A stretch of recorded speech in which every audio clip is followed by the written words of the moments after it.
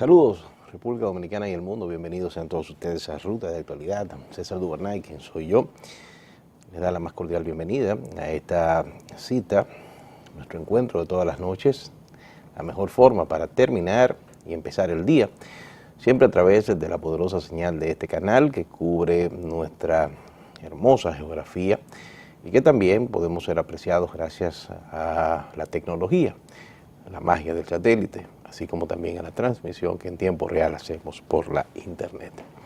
Estamos trabajando en vivo para todos ustedes en esta acción televisiva que desde hace casi 20 años procura involucrarnos en los temas del presente, permitir que esos invitados e invitadas se expresen de una forma libre y espontánea. El tema lo suple el presente, usted siempre va a ser la parte más importante de esta relación y nuestro norte, nuestra guía y nuestro compromiso es criticar lo malo y resaltar lo bueno independientemente a quien lo haga. Y a tal fin, usted tiene las formas de contacto para que si algo le gusta o algo le disgusta del programa, pues pueda manifestarlo, tanto a la producción como a un servidor a través de las formas de contacto que nuestro señor director todos los días nos recuerda y que van desde el email hasta el Twitter, pasando por las redes sociales, así como también poner a disposición ese número telefónico que ustedes están viendo en pantalla, donde, gracias a sus útiles mensajes de WhatsApp, muchas veces nos enteramos de situaciones que están aconteciendo en los diferentes lugares, tanto a nivel nacional como internacional, y nosotros, luego de la comprobación periodística, tratamos de poner nuestra acción de colaboración para que las mismas puedan ser solucionadas. La Ruta de Actualidad está formalmente en el aire, dando agradecimiento a muchas personas que desde antes de empezar el programa nos están dando el reporte de sintonía, como es el caso de Servio Pérez, también de Máximo Méndez Vidal, de Fernando Berlis, de Xiomar Espaillat, que está fuera del país, así como también de Esmeldi Rosario, Miguel Martínez, mi buen amigo Héctor Acosta el Torito, el campeón del mundo, Jack Veneno, eterno campeón Jack Veneno, está en sintonía, así como Sandy Frías, Miguel Bell, Julio Rodríguez, Roberto Monclús, excelente periodista, y Alexis de Herrera, junto a George Quiscayo y el rector magnífico de la Universidad Experimental, Félix Adams, me refiero a Santos Rodríguez, forman parte, junto a usted, de nuestro teleauditorio.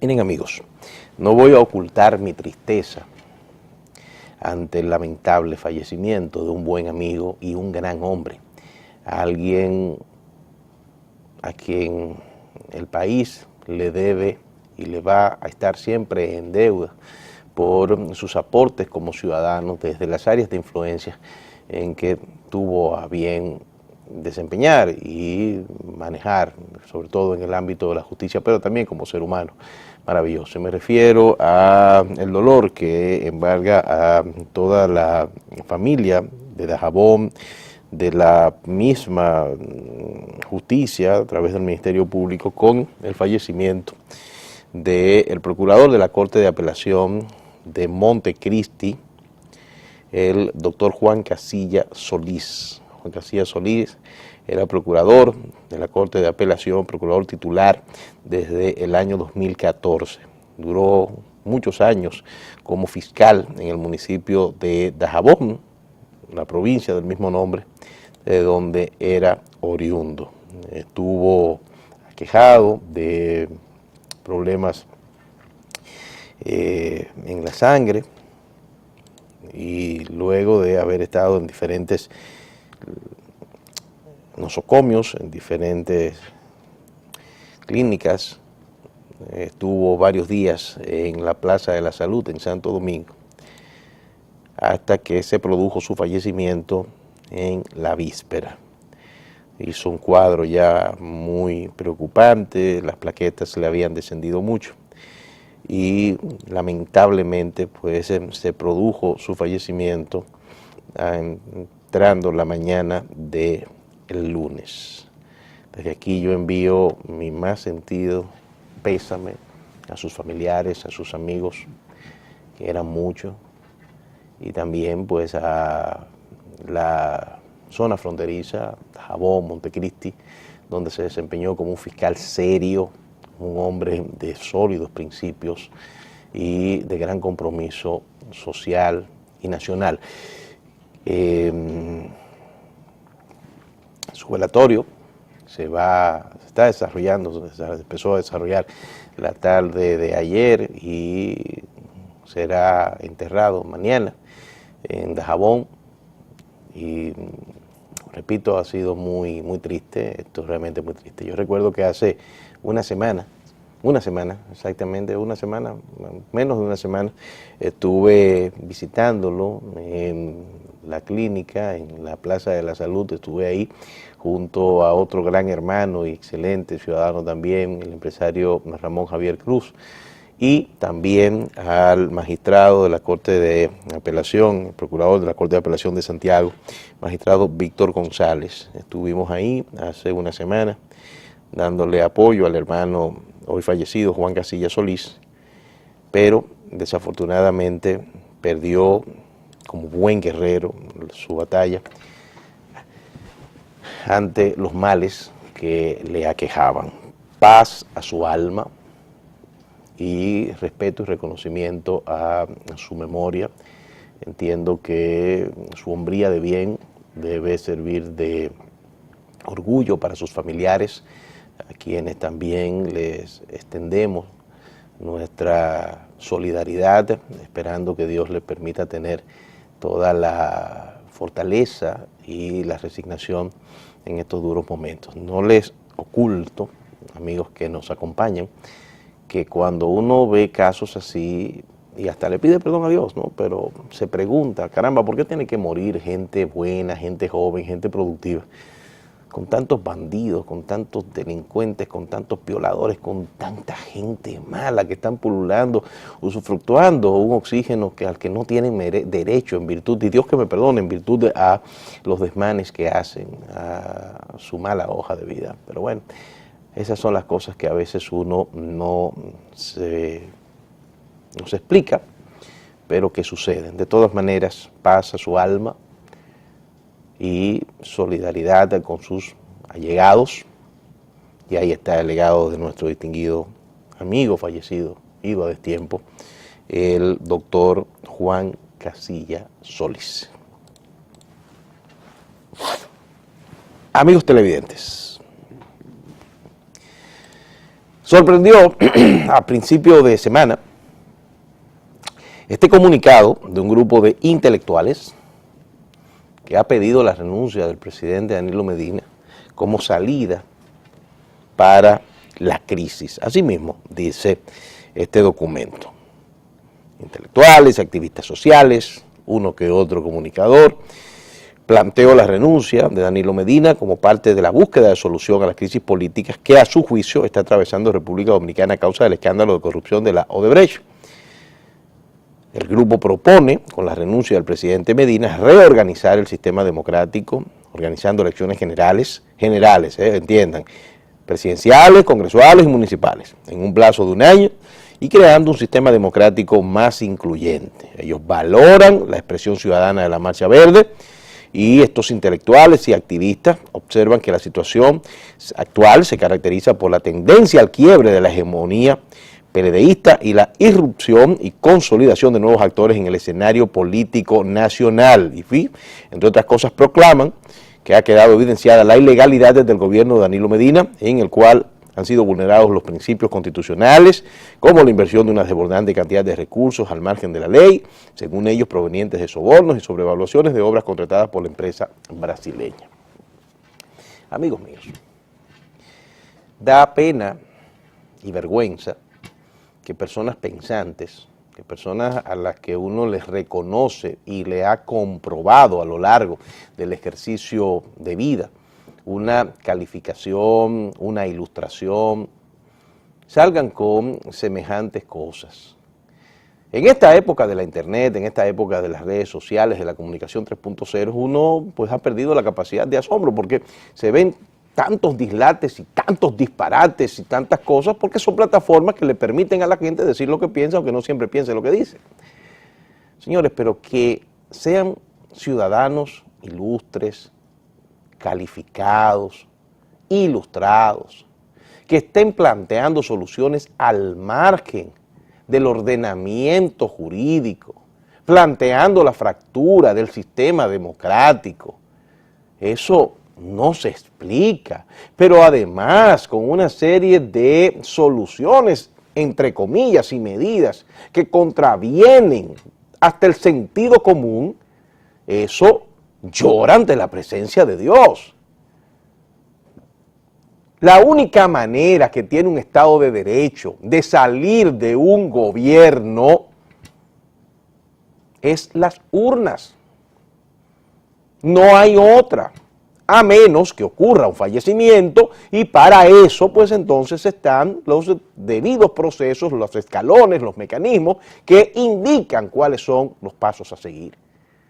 Pero usted venir a plantear acciones que desafían la lógica, pero que además se convierten en arengas incendiarias, peligrosas, ante la colectividad, la animosidad popular, es un gesto de irresponsabilidad.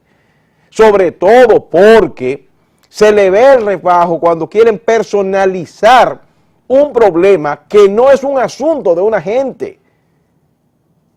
Aquí el reclamo es a la justicia, para que la justicia actúe, para que, cumpliendo el debido proceso, se pueda hacer un proceso de auscultación jurídica que permita establecer quiénes son los responsables de esta aberrante y ya admitida práctica de la multinacional.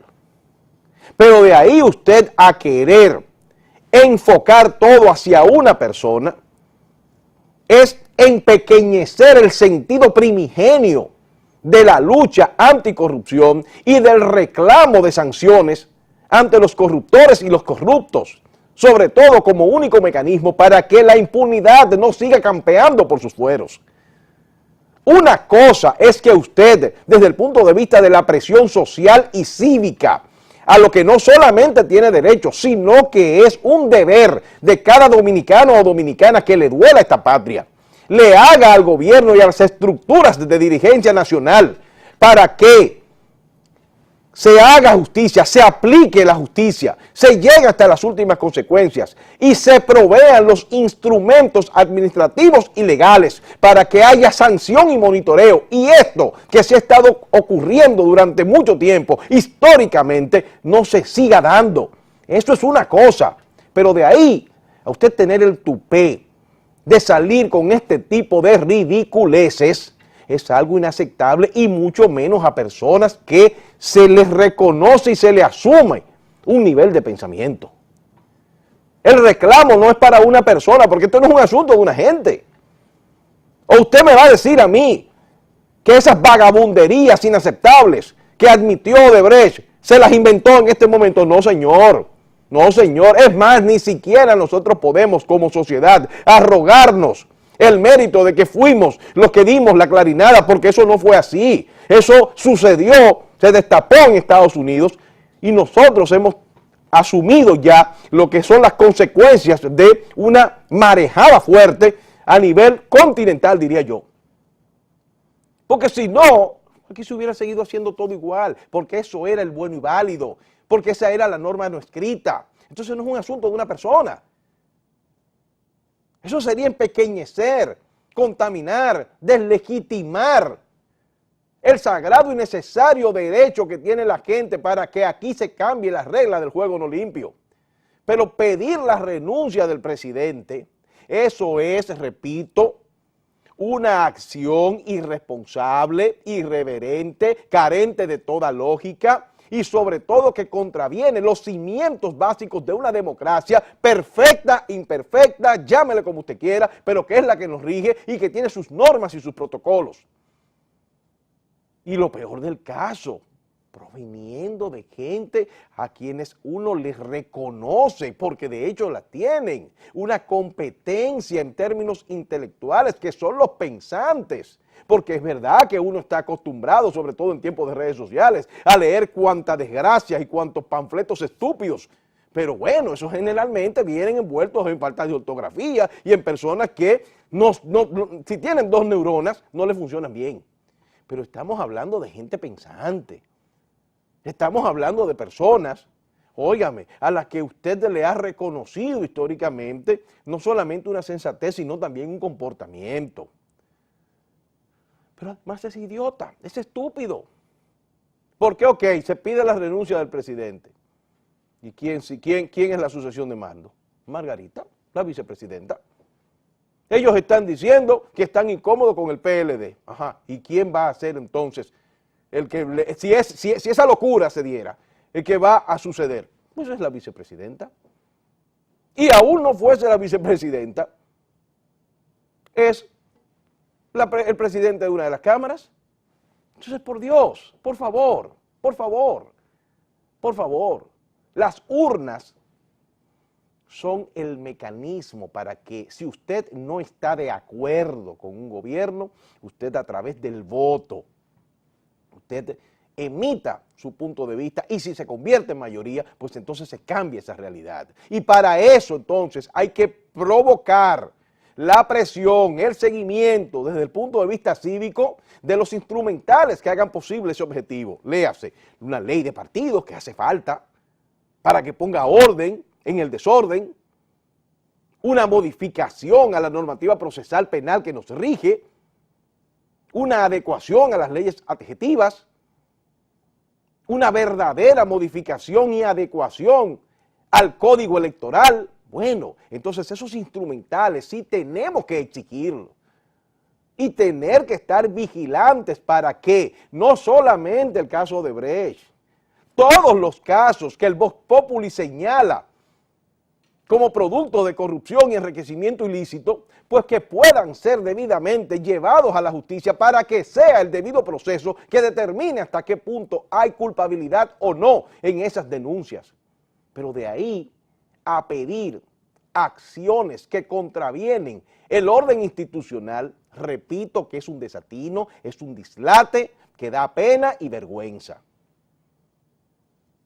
Todo el mundo quiere sanciones contra la corrupción, contra los corruptos, barrera ante la impunidad, que no esté esta atmósfera de juego no limpio. Pero usted no puede hacer ese reclamo sobre la base de cosas que están fuera de la ley, que no tienen asidero jurídico, que no tienen asidero constitucional, que no tienen ningún tipo de respaldo en términos procedimentales, porque así no se puede. Esa es la realidad. Y repito que me apena eso. El periódico El Nacional, frente a este mismo tema, hace una encuesta entre sus usuarios. ¿Cree que la renuncia de Danilo es la solución a la crisis política? Ustedes lo están viendo. 81% dice que no. ¿Por qué? Porque esa no es la solución. Señores, esa no es la solución. La solución es un reclamo a la justicia, en este caso que estamos ante un elemento que se convierte en el indicativo del mal de cosas. Entonces es un reclamo a la justicia y a que se creen los protocolos, los mecanismos y las herramientas necesarias para que lo que históricamente se ha venido dando no siga sucediéndose. Pero esto no es un asunto de personalizar, de ir a una gente, porque es que la corrupción no se inventó con Odebrecht. Odebrecht es el resultado perverso, malvado y malsano de una práctica que se ha venido dando, histórica, donde hay responsables en el sector público y en el sector privado, porque para que haya un corrupto tiene necesariamente que haber un corruptor. Y ya ese tema está judicializado. Gente pensante, porque que lo diga yo, usted dice, bueno, pero está diciendo un burro, animal, saleo, bestia, bueno, pero gente pensante. Padre mío. Amigos televidentes, en el fin de semana ocurrió un acontecimiento muy desafortunado, y desafortunado con paradojas, porque es desafortunado en el procedimiento, pero no así en la intención de la acción. Miren, Las Fuerzas Armadas, hace unas horas, explican que el intento de arresto a un ex oficial de la Policía Municipal fue por el uso ilegal de las insignias militares. Hay un video que desde el domingo está corriendo, ustedes lo están viendo ahí, donde efectivos del J2, que es inteligencia del Ministerio de las Fuerzas Armadas, cada institución castrense tiene un esquema de seguridad, de inteligencia, que en este caso en el Ejército se llama J2, en la Marina se llama M2, en los aéreos se llama F2, bueno, y en el ministerio como tal se llama J2. Entonces esta persona, ahí estamos viendo la repetición, pues fue combinado por la fuerza, porque hizo resistencia, a entrar en ese vehículo. Un arresto que luego se desestimó, según dice el propio Ministerio de Defensa, para evitar un incidente mayor. Ellos indican en su reporte que el ex coronel de la Policía Municipal, no identifica de qué municipio, Danilo de la Rosa, estaba vistiendo insignias militares que son prohibidas por la ley orgánica de las Fuerzas Armadas a personas civiles, y es verdad. Oigan bien, es verdad. Entonces, desde ese punto de vista, e incluso, ustedes me recuerdan cuando esta persona, queriendo llamar la atención, graba un video y lo pone a correr por las redes, cuando estaban las personas de los imputados en el caso de Brecht, esperando medidas de coerción en la cárcel del Palacio de Justicia, que se apareció con una bandeja de supuestos dólares, ¿no? Para hacer una coreografía extraña, vestido con las insignias militares, que lo avalaban como teniente coronel de la Policía Municipal. Y ustedes recuerdan cuando yo dije, ese hombre debe estar preso.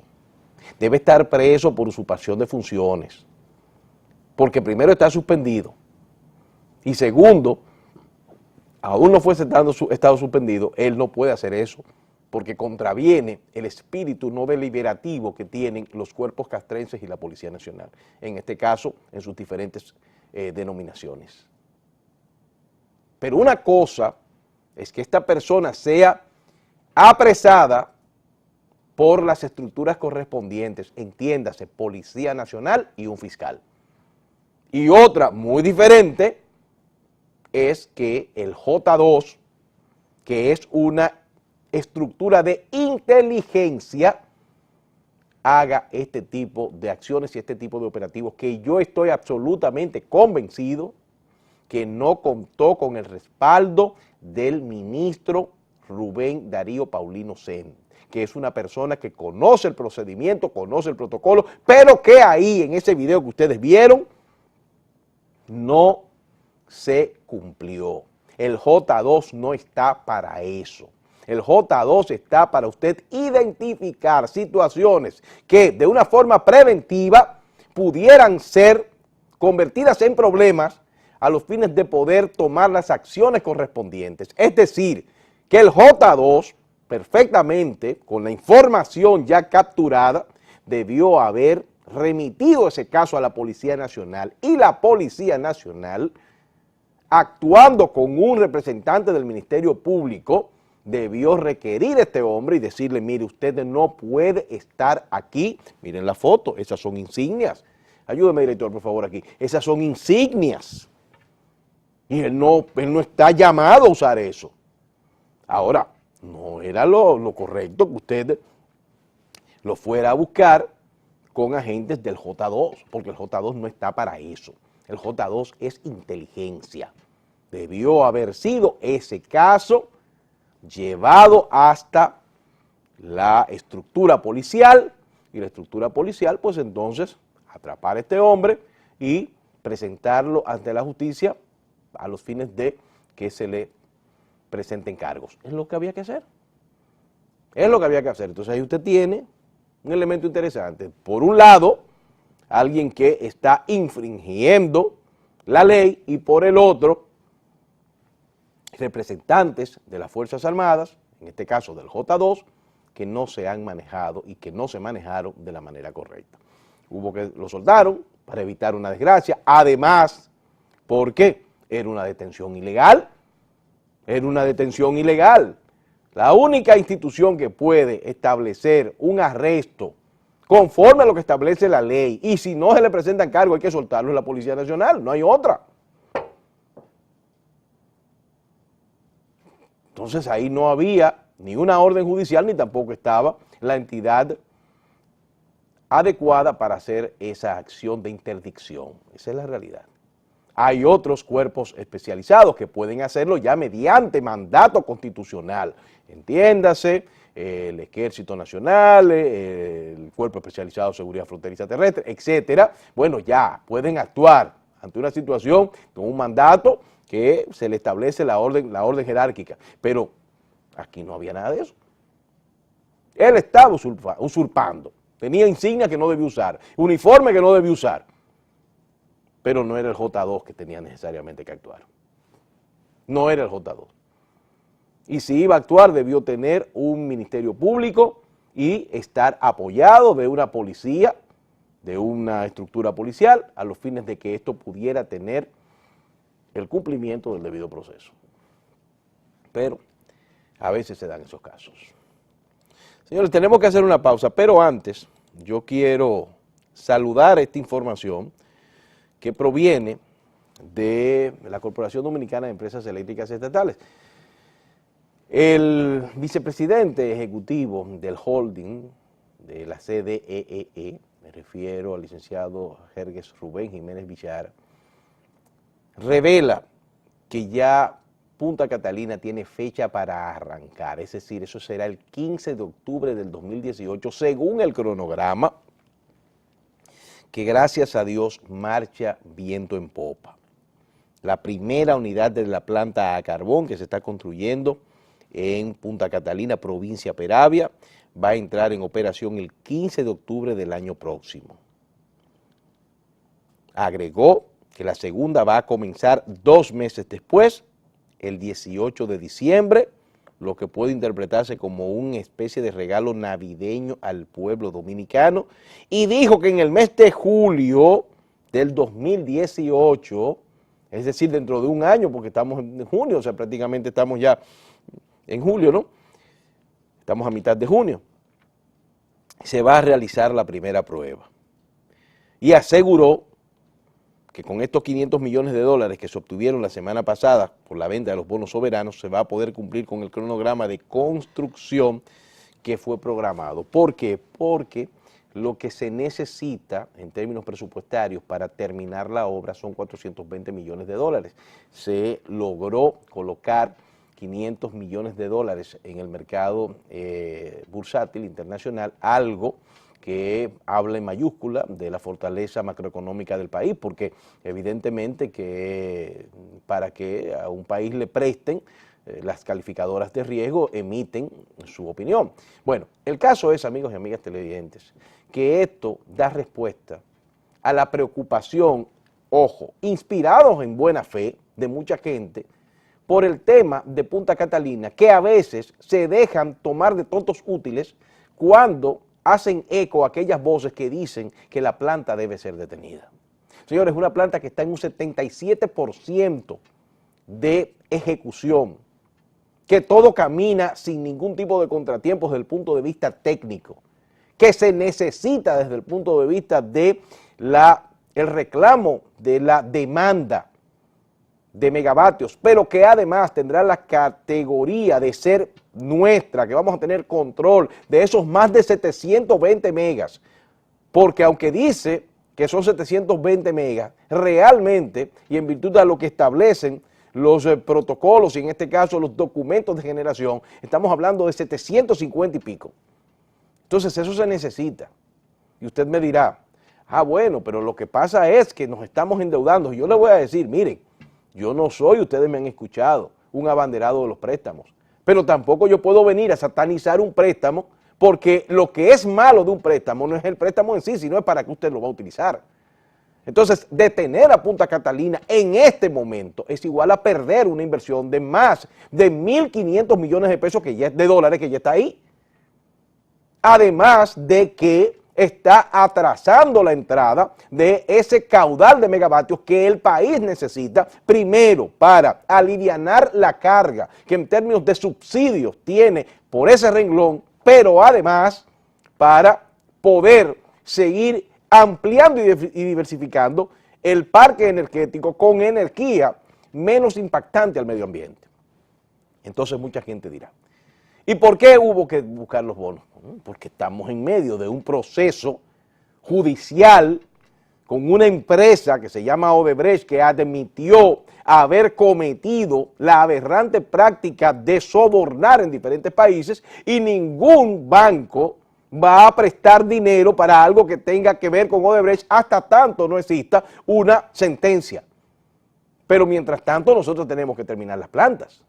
Y eso no significa, ni puede significar nunca, que el proceso de investigación no llega hasta las últimas consecuencias, bajo ninguna circunstancia,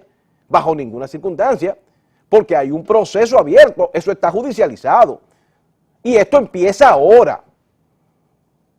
Y si se descubre que esa obra está sobrevaluada, pues entonces tendrá la empresa actuante que responder desde el punto de vista administrativo, económico, legal, como usted quiera.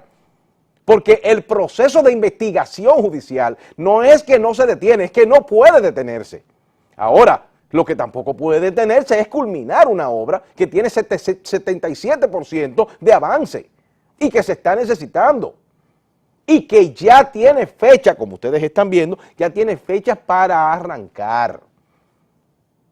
La Procuraduría General de la República en su expediente acusatorio inicial, porque es inicial, solicitando las medidas de coerción, dice que dentro de las obras que Odebrecht recibió mediante el pago de soborno, según la Procuraduría, hay un problema en el financiamiento y la aprobación del financiamiento de Catalina. Entonces eso tiene que investigarse, eso tiene que llegar hasta las estructuras judiciales y establecer qué pasó ahí y determinar si hubo responsabilidades que comprometen la penalidad para que haya sanciones. Pero una cosa no tiene que ver con el proceso de culminación de una obra que usted sabe que si se detiene, se pierde el dinero y lo vamos a perder. No, se termina la obra y el proceso judicial que continúe y que concluya y determinar qué pasó ahí y actuar en consecuencia, porque para eso está la justicia y es lo que nosotros estamos reclamando. Pero no es verdad que el país se puede dar el lujo porque le interese a un grupo de gente que quiere seguir vendiendo energía cara a nuestro país y que se aprovecha del mal de cosas, que paren a esa planta. No, eso hay que terminarlo. Odebrecht está haciendo la remodelación del aeropuerto de Miami y no lo han terminado, porque no hay ninguna objeción técnica, no hay una sola objeción técnica. Entonces hay que terminarla, y máxime ahora que se tienen estos recursos que van a ser debidamente invertidos y obviamente que cuando ya las plantas estén funcionando se va a lograr, porque así se ha anunciado, una simbiosis entre el sector público y el sector privado a los fines que empiece también a generar dinero como socio mayoritario del Estado Dominicano, porque eso es irrenunciable. Entonces, amigos y amigas televidentes, nosotros sumamente agradados con esta información de que ya a partir del año que viene, específicamente el 15 de octubre y a finales de año, el proyecto energético más categórico de este país en términos de aportación energética va a estar funcionando. Va a estar funcionando y eso es una muy buena noticia. Hacemos una pausa, director. Cuando retornemos, el periódico nacional de la fecha trae esta información, dando cuenta que militares ocupan el barrio Guachupita. Óigame, eso debió haberse hecho antes. Eso debió haberse hecho antes. Porque no es concebible que usted sepa, usted y yo, que sepamos por redes sociales, que fulano de tal en el barrio mete droga, o que fulano de tal en el entorno tiene una pistola, o que fulano de tal está bebiendo romo y whisky bueno y no trabaja, y que las autoridades no lo sepan, porque sí lo saben. Lo que pasa es que no hacen nada, porque hay una complicidad. Hay una complicidad porque no todo es Odebrecht. Es una desgracia que nosotros tenemos. Entonces, por eso, y concluyo el comentario después de la pausa, estoy absolutamente de acuerdo con que se produzcan este tipo de intervenciones en esos puntos que se entienden que son una especie de tierra de nadie para la delincuencia y para el crimen. Hacemos una pausa.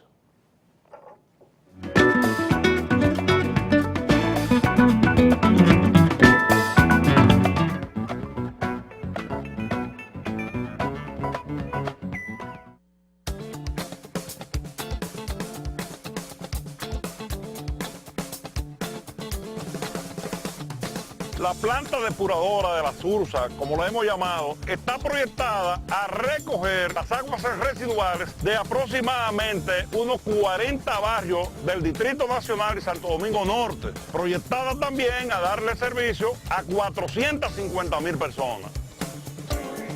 Aquí se van a recoger todas esas aguas y toda la contaminación que tenga se va a quedar aquí. Entonces al río va a llegar agua totalmente limpia. Esta planta tendrá un impacto medioambiental alto. La calidad y el nivel de vida que van a tener es importantísimo en términos de rentabilidad económica por asuntos de salud, porque habrá menos enfermedades.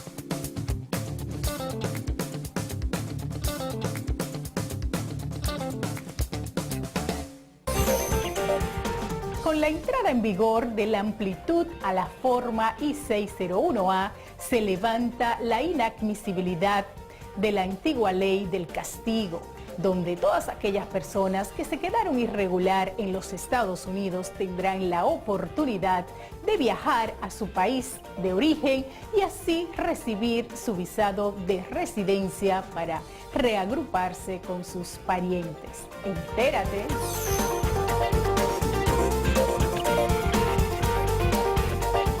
Bueno, que lo decía el dardo, señor. Sí, que lo decía el dardo. ¡Cabrera!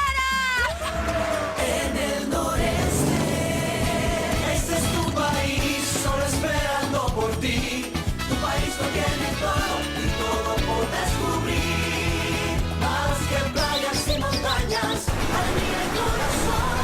Donde quiera que tú vayas, disfrutas con pasión. Donde quiera que tú vayas, todo es música y sabor. Este es tu país, sigue esperando por ti. Tu país tiene todo y todo por descubrir. Donde quiera que vayas, hay una aventura por descubrir. Conoce tu país. Ministerio de Turismo. Turismo para todos. EEE, enfocados en su plan integral, trabaja en más de 100 proyectos de reducción de pérdidas y rehabilitación de redes en todo el país para mejorar el voltaje y mantener la continuidad del servicio.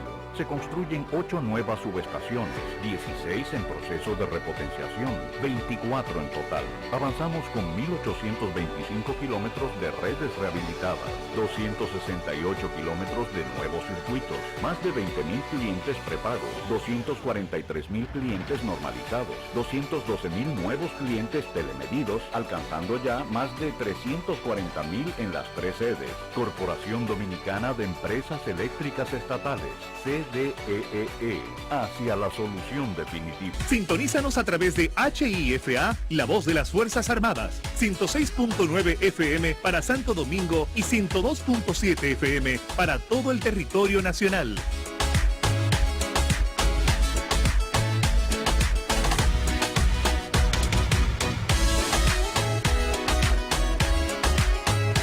Laura en la radio.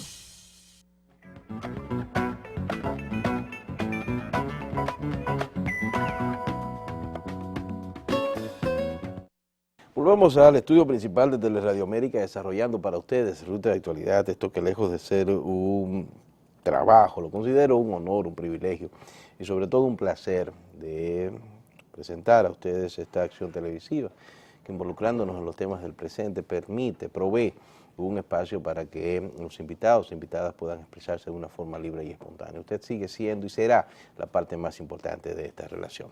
Miren, amigos, el periódico El Nacional, como dije antes de la pausa, trae este titular dando cuenta que tropas del Ministerio de Defensa han continuado la intervención de sectores del Distrito Nacional considerados con alta tasa de delincuencia y criminalidad, y desde las 3 de la madrugada militarizaron el sector Guachupita con el objetivo de reducir los hechos vandálicos y de violencia en ese y otros barrios capitalinos. En los primeros resultados de esta intervención en el populoso sector fueron detenidas para fines de investigación varias personas y los militares continuaban requisando vehículos así como motociclistas considerados con perfil sospechoso.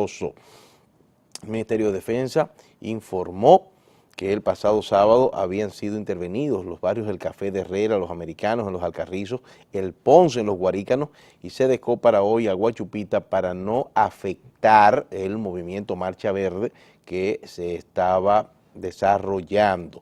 Yo creo que esto es efectivo, que esto hay que apoyarlo, que de eso se trata, de que se focalicen las acciones de interdicción, sobre todo en esos barrios donde desafortunadamente mucha gente mala se ha anidado, creando problemas a personas que son decentes, que viven ahí, que viven en ese lugar porque no tienen otras posibilidades económicas, pero que tienen la estigmatización que da el laborantismo, óigame qué palabra más paradójicamente incorrecta, el accionar de este tipo de delincuentes que no tienen empacho en caerse a tiro a cualquier hora, que han hecho eso en territorio de nadie, en puntos de libre acceso para la comercialización de drogas y cosas por el estilo. Pero lo que es peor es que la gente se da cuenta, la gente lo sabe. ¿Cómo las autoridades no se dan cuenta? ¿Cómo no se dan cuenta? Entonces no, eso yo lo apoyo. Yo lo apoyo. Esto obviamente no significa que se desconozcan los derechos de los ciudadanos, que el que no tiene nada que ver con la justicia sea puesto en libertad, pero que se hagan las requisas, que se desarme esa delincuencia armada, malvada, irreverente, que campea por sus fueros, desafiante a una autoridad policial y militar, que aunque hace el mejor de sus esfuerzos, mientras no resuelva situaciones de anidamiento delincuencial, como estamos viendo en diferentes puntos de nuestro país, no va a poder hacer el trabajo. Entonces, por eso yo respaldo 100% esto que se ha estado dando y que según fuentes del Ministerio de Defensa, cosa que no entiendo, de verdad, están diciendo que van a intervenir Gualey, La Ciénega, Los Guandules, Espaillat, que luego van a continuar el 24 de abril, Simón Bolívar, el 27 de febrero, Espaillat, Capotillo, La Sursa, Luperón, entre otros barrios. Yo entiendo que eso no debe decirse, que si usted le está diciendo a esos sectores que los va a intervenir, pues entonces las personas que tienen problemas con la justicia van a estar advertidos. Pero bueno, cada maestro tiene su librito.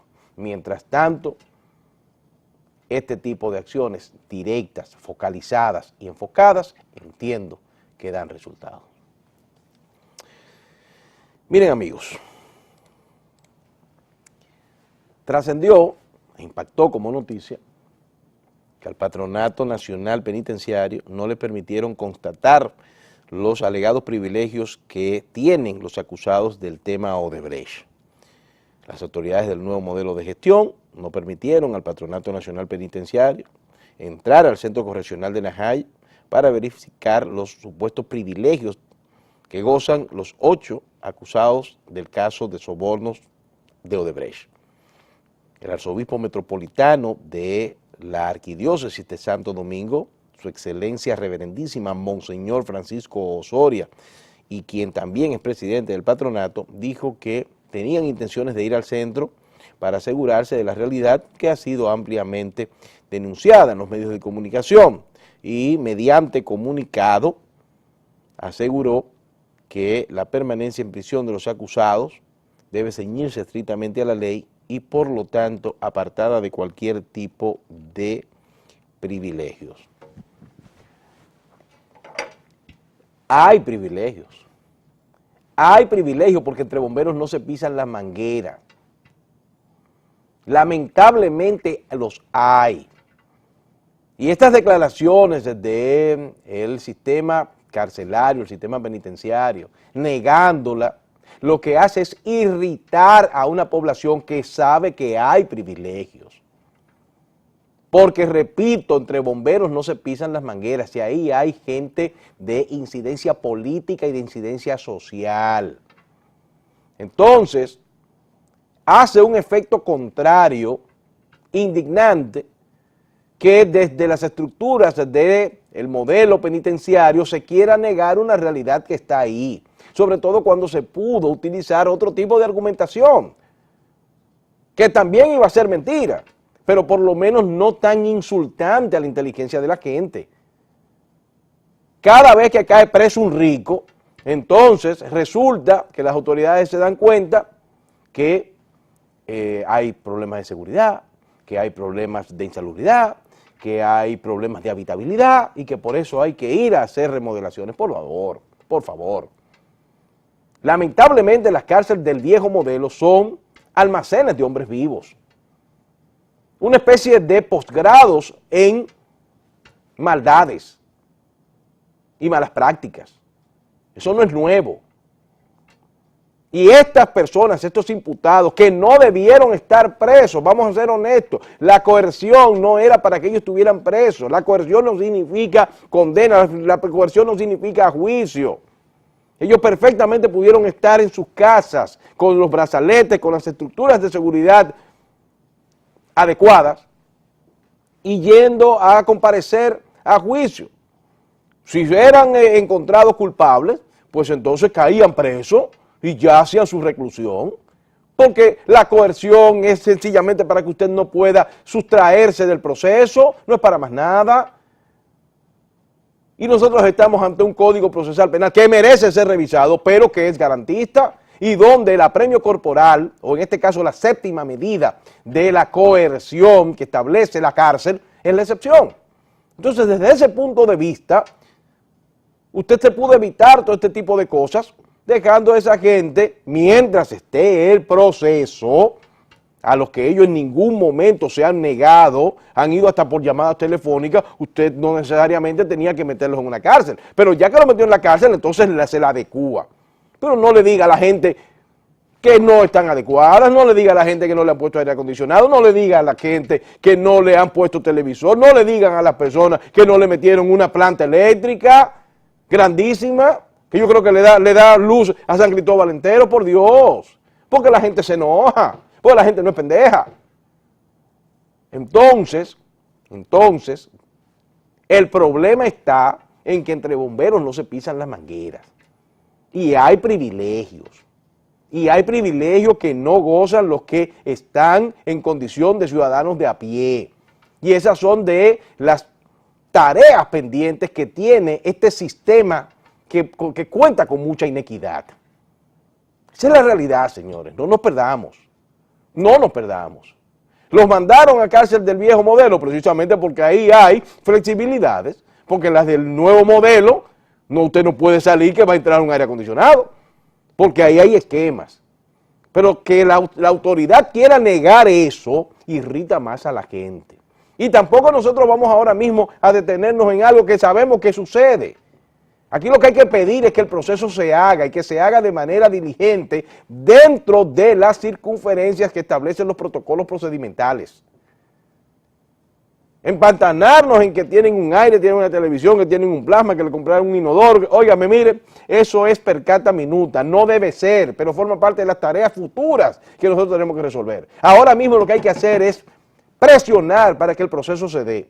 Todo eso lo pudo haber evitado la Procuraduría, no pidiendo medidas de coerción, de apremio corporal, pero presionado por el populismo, lo hicieron y entonces ahí está el asunto. Le tuvieron que preparar ese tipo de celdas. Óyeme, y la gente dice, pero ¿y por qué a ellos sí y a los otros no? Porque son políticos, porque tienen incidencia social, porque tienen incidencia económica, y eso desnuda una realidad perversa y malvada que nosotros tenemos en cuanto a lo que es la inequidad y la desigualdad en nuestro país. Triste, pero es la realidad. Ahora, ya, vamos entonces a enfocarnos en lo que es el problema, no nos detengamos en las ramas, vámonos al tronco, vámonos a las raíces, que es procurar y reclamar que el proceso no te detenga, pero no solamente el de Odebrecht, sino también todos los demás, que están ahí, pendientes de conocimiento, y para darle una satisfacción jurídica, con resultados, a una población que está harta de ver cómo en este país el que la hace no la paga. Amigos míos, se termina el programa. La OEA fracasó en alcanzar un pronunciamiento sobre la crisis de Venezuela, una situación bien complicada. No lograron consensuar una declaración sobre la crisis política que está sacudiendo esa nación. Al cumplirse 80 días de propuesta con un saldo de 74 muertos, señores, eso es casi a un muerto por día. Y en esta reunión en Cancún, al margen de la Asamblea General del organismo, los cancilleres propusieron a votación un nuevo texto que habían discutido al mediodía, pero no logró reunir los 23 votos de 34 delegaciones requeridos y hubo 20 votos a favor, 8 abstenciones, 5 en contra, según la transmisión en directa.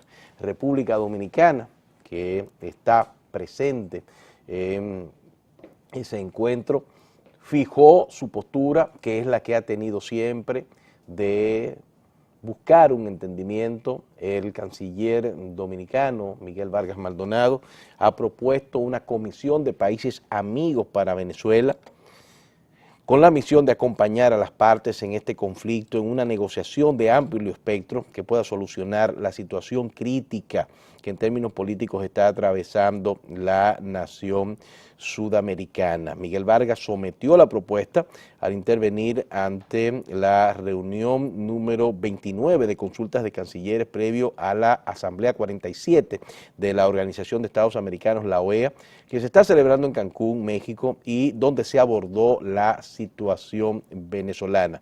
Miguel Vargas reiteró la postura dominicana de que Venezuela solucione su conflicto en sus propios mecanismos democráticos, pero consideró necesario aumentar los esfuerzos de conciliación porque, pese a que se están dando, se ha agravado. Y yo entiendo que la posición de República Dominicana es prudente, se inscribe en lo que es el escenario diplomático, que el fuego no se apaga con gasolina, añadiendo que esta comisión sería de carácter permanente, que debería actuar conformada por 5 o más países amigos a los que se le asigne la encomienda de establecer una hoja de ruta para una agenda a partir de las prioridades de las partes. Me parece algo sensato frente a una situación muy, pero muy preocupante que se está dando en la hermana nación de Venezuela y donde República Dominicana apuesta al diálogo porque entiende que el fuego no se apaga con gasolina y que una mesa de negociación es un escenario donde una parte dice tengo, la otra dice quiero, y que con países amigos se puede motivar e incentivar la sensatez que en este momento es lo que más se necesita. Hasta aquí mi trabajo del día de hoy. Nos vamos a reencontrar cuando el reloj diga que son las 12 de la noche para perpetuar esto que hacemos desde hace más de 20 años para ustedes, que llamamos Ruta de Actualidad, la mejor manera para terminar y empezar el día, todas las noches a las 12 por Tele Radio América.